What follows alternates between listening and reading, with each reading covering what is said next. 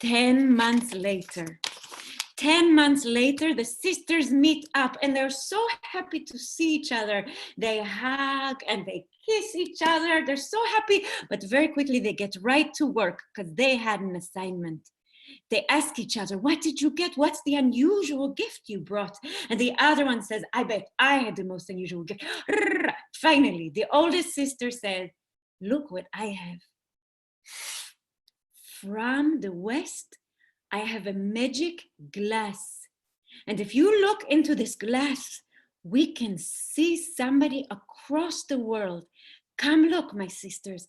So all of the sisters stood behind the glass and they looked through and what did they see? They see a prince in a land far, far away. And I'm sorry to tell you, my friends, but the prince was feeling sick. I don't think he had coronavirus, but he wasn't feeling well at all. And his mother, the queen,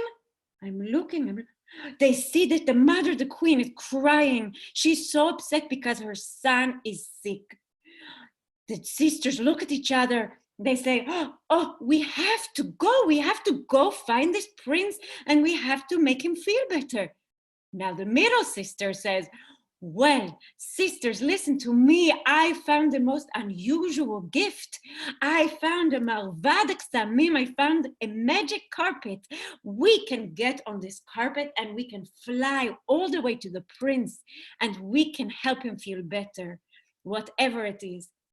So the sisters get onto the carpet and they fly far away until they land in the special kingdom at the palace. And there they meet the queen and she is crying. She is in despair because her son is very sick, not the coronavirus, but still not feeling well. And she says, oh, I'm so happy you came, the three sisters. I don't know what to do. He's sick. Nobody can save him. The doctor's nothing. If one of you can save him, I swear, marry him. Take him. You can have half of the kingdom, but if you can save my son, you can marry him. So the sisters walked up to the prince's room and they knelt by his bed and he lied there very still and he was feeling very sick. Now the youngest sister kept hearing a voice in her head and it was saying, Rimon, Rimon, pomegranate. Right, that pomegranate, the magical pomegranate in her pocket. Maybe this is what it was for. So she take out her Swiss Army knife and she carve out this pomegranate. And she take out the little seeds, you know, the most beautiful red gem-like seeds from the pomegranate. And she begins to feed it to the prince, one by one. And a moment later, he sits up in bed. He looks up and he says, I feel healthy. I can't believe it. Let's give him a different accent. Let's make him English. He sits up, he says, oh, thank you so much. I was feeling really, really sick, not corona, but still not well at all. But I'm feeling so much better now. Thank you for saving me. And with that, the queen, the mother, comes up to the three sisters and says, so which one of you saved my son? Because you can marry him. I'll give him to you and you have half of the kingdom. Now, the oldest sister says, it was me. I saved your son because I had the magic glass. We looked through the glass and we see you. If we hadn't had the glass, we would never know about your son and we couldn't have come to save him. So just let's get married now. But the middle sister said, no, my sister, it was me who saved him. Because if we did not have the Mervad Ksamim, the magic carpet, we wouldn't have been able to fly here in time. He was too sick, we wouldn't have made it. It's me, I should marry your son. The youngest sister said, well, actually, it was my magic pomegranate, because if he had not eaten the seeds of the rimon, of the magic pomegranate, he would not have gotten well. That's what made him healthy. The queen was very confused. Who should it be? They all helped him. So she now turns to you, all of you. Who should be the one? Who saved her son? Who should get to marry him? Somebody, what do you guys think? The youngest. The youngest. The youngest. Oh. The youngest. The youngest. So interesting that does anyone want to say the oldest or the middle? No. No? Okay. Well, I'll tell you how the story ends. What happened is the queen says, let's ask my son who he wants to marry. So she asks him, and he says, well, I need to ask each sister a question. Okay? Okay. He turns to the oldest sister and he says, excuse me, the unusual gift you have, did it change at all when you arrived here to help me? And the oldest sister said, no, of course not.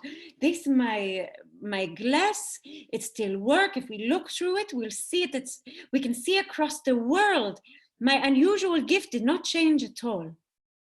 Then the prince turned to the middle daughter and he asked her the same question, but I forgot that he has an English accent, so let's try that. He said, excuse me, the unusual gift that you have, did it change at all when you came to my kingdom and came to help me? The middle sister said, oh, she's not English, hold on. Of course not. My marvad aksamim, my magic carpet, it's still the same. We can climb on it right now and go anywhere in the world. Then the prince turned to the youngest sister and he asks the same question. Excuse me, your unusual gift, the pomegranate, did it change at all after you came to my kingdom to help me? And what do you think she said? She said, well, Prince, yes, my rimon, my pomegranate, it was whole, and now it's not whole anymore because I gave you some of the seeds. And the prince turned to her and said, it's you I want to marry. Well, actually, I don't want to rush into things. It's a little hasty. We can date a little bit, see if maybe we have some kind of good chemistry and are good. But anyway, I can date you because, and this is fascinating what he said, because you took your unusual gift and you gave something from it. You gave something very valuable that can't be given back. You gave me a present. I didn't give you nothing back, but you took your gift and you gave it. And that is why he could date the sister, the youngest sister. Now they dated for a couple of years. And then they decided they were very compatible and they got married and it was a big wedding. And then the queen was so happy, not only with the youngest sister, but all the sisters, because they were so smart. She said, you should all be my advisors, which by the way is a terrible idea because it's called nepotism, so never do that. But she made them her advisors, and from then on, they ruled the kingdom and it was very just, and they all lived in health and happiness and in peace. The end! Yay! Ooh! Now that is a story that my grandmother used to tell me, and now I have told it to you. And I want to say that, you know, in our tradition, in the Jewish tradition, we are a tradition of stories. They call us the people of the book, but what that really means, we are the people of the story. And we have thousands and thousands of stories that we tell. And in Hebrew, the word for story is mashal. Can you say it? Mashal. Mashal. Great. So mashal is the word for story. But some say that every story has at least one moral of the story. And in Hebrew, the word moral is, listen, nimshal. Nimshal. Now say that, nimshal. Nimshal. So it's amazing. You may be able to hear it, but because the word for story is mashal and the word for moral is nimshal, it means that every story has the moral within it because it's the same word. It has part of the same word together. So mashal is story and nimshal is the moral. And I think this one, does anybody want to say, grown-ups or kids, what is the nimshal that you hear from this story? It can be grown-ups too, or kids. The lesson.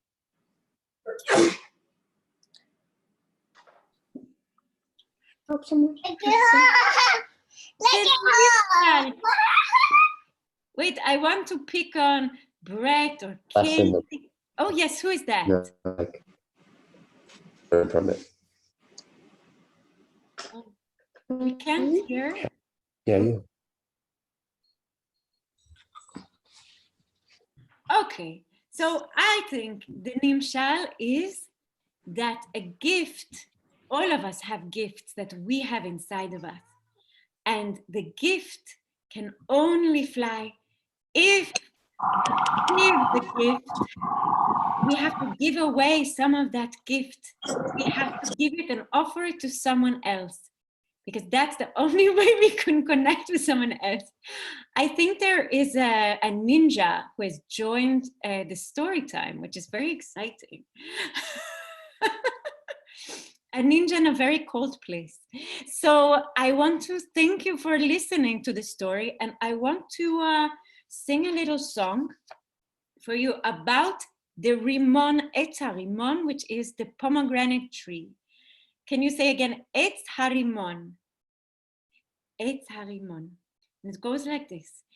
Etz harimon natan recho, mi'am hamelech ad Yericho, shav chomati gdudech min dod, shav tamati dodech min dod. Otzrot ofir, otzri gilad, perach midbar natati lach bat, אלף הזמרת לילך מגן, מן היאור עד הירדן. יאי יאי לי לי לי לי לי יאי יאי לי לי לי לי לו. יאי יאי לי לי יאי לי לו. יאי לי לי יאי. Ay, ay, ay, ay. Chodesh Tov to everyone. We are in the month of Nisan. It is so happy for me, Queen Esther Hamalka, to share my favorite stories with you. And I'm very much looking forward because next week we will meet, and you know it will almost be Pesach. Yay! Have special Pesach stories, and we will sing special Pesach songs, and it will be so much fun. And please feel free, if you want to share with your friends, we can all tell stories together. And the most important part of a story is to retell it. So see if later you and your family can try and tell each other the story again and see what you remember. Giving you a big, big hug, a hug, a hug, and a Shabbat Shalom, Chodesh Tov, and so much love from the palace. Goodbye, L'chaim. Thank you, Joel. Thank you, Your Majesty. It was quite a wonderful story you shared with us, and we're so grateful, and we'll see you next week. Thank you. Maybe next time I won't be so lazy and I won't wear my pajama, okay? Whatever you want, whatever you want. Thank you.